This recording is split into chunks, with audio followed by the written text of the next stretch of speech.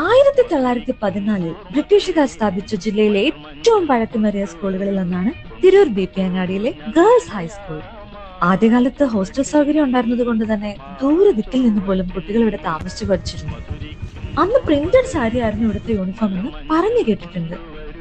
പിന്നീട് 1956 uniform maroon സ്കേർട്ടും വെള്ള ഷർട്ടുമായി മാറി.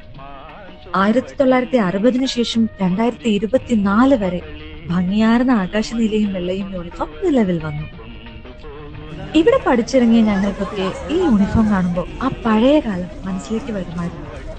ന്യൂ ജനറേഷൻ കുട്ടികൾക്ക് ഈ കളറിനോട് മതിപ്പ് കുറഞ്ഞതാണ് ആകാശനീലയും വെള്ളയും യൂണിഫോം ഒഴിവാക്കാൻ സ്കൂൾ അധികൃതർ മാറി ചിന്തിച്ചത് എന്ന് തോന്നുന്നു. ഇപ്രാവശ്യം 10ൽ പഠിക്കുന്ന കുട്ടികൾ മാത്രമാണ് ഈ യൂണിഫോം വിട്ട് സ്കൂളിൽ പോകുന്നത്. അടുത്ത അധ്യയന വർഷത്തോടെ പലർക്കും ഗൃഹാതുരത്വം ഉണർത്തുന്ന ആ ആകാശനീലയും വെള്ളയും ഒരു ഓർമ്മ മാത്രമായി.